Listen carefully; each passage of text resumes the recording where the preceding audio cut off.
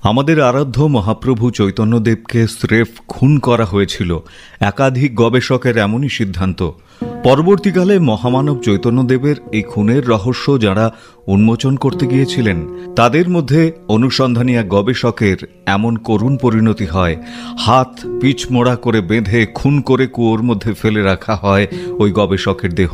তার বয়স্ক মাকেও রেহাই দেয়নি তারা। কেন? কাদের এত রোষ? এই বাংলার নদের নিমাইয়ের প্রতি কাদের এত রোষ? ভারত সরকারের আর্কিওলজিক্যাল সার্ভে অফ ইন্ডিয়ার সংস্কার কাজের সময় দীর্ঘদেহী যে কঙ্কালটি পুরীর মন্দিরে পাওয়া যায় সেটি কার দেহাবশেষ? কাদের এত রোষ? দীঘায় মন্দির তৈরি হলে তাদের ধর্ম ব্যবসায় কি খামতি পড়বে? যে বৈদেশিক কর্পোরেট ধর্ম ব্যবসায়ী সংগঠন নদিয়ার বুকে চৈতন্যদেবের ধর্ম আন্দোলনের ভাব সম্পদকে কাজে লাগিয়ে নিজেরাই বিরাট ব্যবসা ফেঁদেছেন ধর্মের নামে, সেখানে আমাদের চৈতন্য মহাপ্রভু পুরোপুরি অবহেলিত। 500 বছরেরও বেশি সময় আগের ইতিহাস বলছে নাকি সেই সময় মহারাজ প্রতাপ রুদ্রদেবও চৈতন্যদেবের ভাবধারায় স্নাত হয়ে তার অনুসারী হয়ে পড়েছিলেন। তবে কেন খুন করা হয়েছিল? কারা কারা করতে পারে? আমরা যারা শুধুমাত্র তার মূর্তি গড়ে শুধুমাত্র ভক্তি ভরে কীর্তন করি, ভোগ নিবেদন করি, ধুলায় গড়াগড়ি দিই, তারা কি একবারের জন্যেও ইতিহাস কি বলছে জানব না? আজকাল পত্রিকার পুরনো একটি রিপোর্টিং ও সমসাময়িক কিছু প্রসঙ্গ থেকে আমরা এমন তথ্য জানতে পারছি।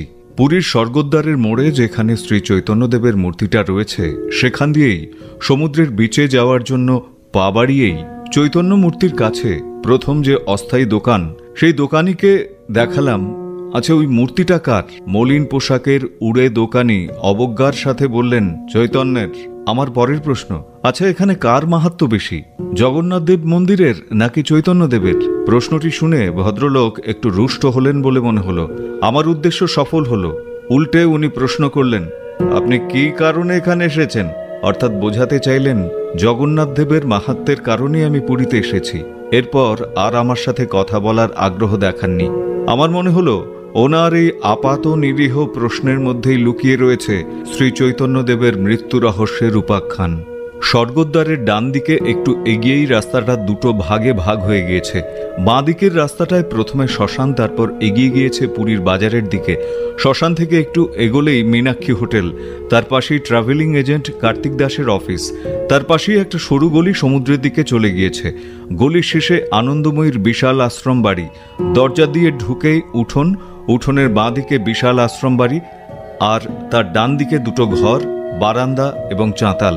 চাতালের একদিকে দুটো অগভীর চৌবাচ্চা।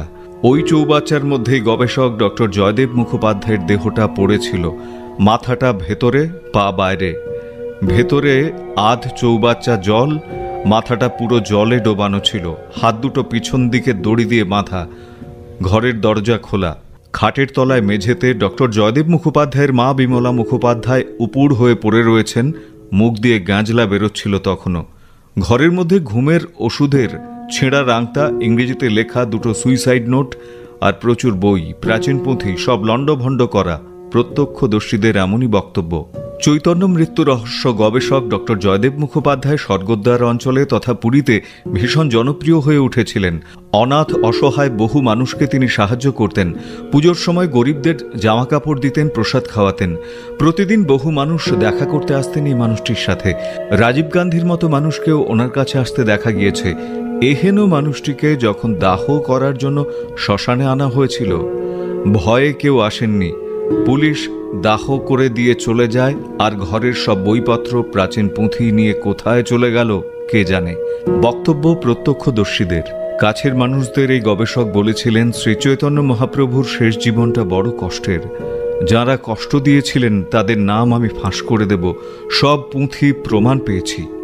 ইতিহাস বলছে 1510 খ্রিস্টাব্দে শ্রী চৈতন্যদেব পুরীতে আসেন, আর 1533 খ্রিস্টাব্দের 29 জুন মাত্র 48 বছর বয়সে ওনার অন্তর্ধান ঘটে। জীবনের শেষ 18 বছর পুরীতেই ছিলেন শ্রী চৈতন্যদেব। শ্রী চৈতন্যদেবের অন্তর্ধান রহস্য প্রসঙ্গে আলোচনা করতে গেলে বারবার ঘুরে ফিরে চলে আসে গবেষক ডক্টর জয়দেব মুখোপাধ্যায়ের মৃত্যু রহস্যের কথা। যে মানুষটা গোটা জীবনটাই উৎসর্গ করেছিলেন শ্রী চৈতন্যদেবের মৃত্যু রহস্যের সমাধানের জন্য, প্রায় 500 বছরেরও বেশি সময় পর শ্রী চৈতন্যদেবের মৃত্যু রহস্যের অনুসন্ধানে নেমে যখন প্রায় প্রমাণ করতে চলেছেন শ্রী চৈতন্যদেবকে কিভাবে খুন করা হয়েছিল এবং দেহ কোথায় পুঁতে রেখেছিল, ঠিক তখনই 1995 সালের 17 এপ্রিল রহস্যজনকভাবে মৃত্যু হল সত্যান্বেষী ডক্টর জয়দেব মুখোপাধ্যায়ের। আজ এতগুলো বছর বাদেও প্রয়াত জয়দেব মুখোপাধ্যায়ের মৃত্যু রহস্যাবৃত। স্থানীয় মানুষ যাকে সরাসরি খুন বলে সন্দেহজনক ব্যক্তির শাস্তি চায়, সরকারি খাতায় তাকেই আত্মহত্যা বলে দেখানো হয়েছে।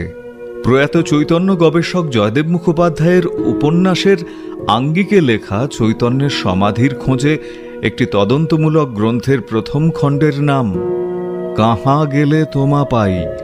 সেখানে তিনি লিখেছেন, পুরীর ভারত সেবাশ্রম সংঘের কর্মসচিব স্বামী অভিনবানন্দজি এক পত্র লিখে তাকে জানিয়েছিলেন তার সুনিশ্চিত ধারণা মহাপ্রভুর দেহটিকে মণিকোঠার রত্নবেদীর নিচেই সমাহিত করা হয়েছিল। একই কথা বলেছেন ডক্টর দীনেশচন্দ্র সেন তার চৈতন্য অ্যান্ড হিজ এজ গ্রন্থে। তিনি প্রথম স্পষ্ট করে বলেছিলেন পুরীর মন্দিরের ভেতরে শ্রী চৈতন্যকে খুন করে পুঁতে ফেলা হয়েছিল। 1533 খ্রিস্টাব্দের 29 জুন চৈতন্যদেব গান গাইতে গাইতে পুরীর জগন্নাথ মন্দিরে ঢুকেছিলেন। ভাবে উন্মত্ত অবস্থায় তিনি কীর্তন করতে করতে মন্দিরে প্রবেশ করেন। সেই প্রথম আর সেই শেষ, মাত্র কয়েক ঘন্টার জন্য পুরীর জগন্নাথ মন্দিরের দরজা বন্ধ হয়েছিল। তারপর চৈতন্যকে আর পাওয়া যায় না। এই ব্যাপারে অধিকাংশ চরিতকার একমত। শ্রী চৈতন্যের মৃত্যু রহস্য উদ্ঘাটনের মাত্র 10 দিন মতো বাকি ছিল। এই 10 দিন আর শেষ হয়নি। কাহা গেলে তোমা পাই উপন্যাসের দ্বিতীয় খণ্ডের পাণ্ডুলিপি প্রকাশকের ঘরে পৌঁছনোর আগেই ডক্টর জয়দেব মুখোপাধ্যায়ের রহস্যজনক মৃত্যু হয়। শ্রী চৈতন্যের অন্তর্ধান রহস্য সম্পর্কে 3টি কিংবদন্তি প্রচলিত রয়েছে। 1, পুরী নীলাচলে কৃষ্ণ নাম জপতে জপতে সমুদ্রের দিকে হেঁটে যান এবং সমুদ্রে বিলীন হয়ে যান। 2, জগন্নাথ মূর্তির সঙ্গে শ্রী চৈতন্য লীন হয়ে গিয়েছিলেন। 3, সংকীর্তনে বেরিয়ে তার পায়ে ইটের আঘাত লেগেছিল, তার ফলে সেপ্টিসেমিয়া এবং মৃত্যু। কেউ বলেন পায়ে কাঠি ঢুকে সেপ্টিসেমিয়া এবং মৃত্যু। প্রশ্ন হচ্ছে, মৃত্যু হলে দেহটা গেল কোথায়? দেহ কোথায় গেল? 2000 সালে আর্কিওলজিক্যাল সার্ভে অফ ইন্ডিয়ার পক্ষ থেকে কয়েকজন প্রত্নতাত্ত্বিক জগন্নাথ মন্দিরের সংরক্ষণ করার সময় মন্দিরের গর্ভগৃহ থেকে খুঁজে পায় প্রায় 6 ফুটের এক কঙ্কাল। পরীক্ষা করে জানা গেল মৃত ব্যক্তি ছিলেন অত্যন্ত দীর্ঘাঙ্গী এবং তার মৃত্যু হয়েছিল আজ থেকে প্রায় 500 বছর আগে। পারিপার্শ্বিক পরিস্থিতি বিচার করে বেশিরভাগ মানুষ এই সিদ্ধান্তে উপনীত হলেন এই কঙ্কালটি বাংলার ভক্তি আন্দোলনের অন্যতম ব্যক্তিত্ব স্বয়ং শ্রী চৈতন্যদেবের। বিশেষজ্ঞরা মনে করেন কলিঙ্গের রাজা প্রতাপরুদ্র শ্রী চৈতন্যদেবকে দেবতা জ্ঞানে মান্য করতেন। শ্রী চৈতন্য রাজাকে অনুরোধ করে নিচু জাতের মানুষদের বিভিন্ন ক্ষমতা অর্পণ করেছিলেন, মন্দিরে ঢোকা, রথের দড়ি টানা সহ বিভিন্ন বিষয়ে। এতে ক্ষিপ্ত হয়ে ওঠে পাণ্ডারা।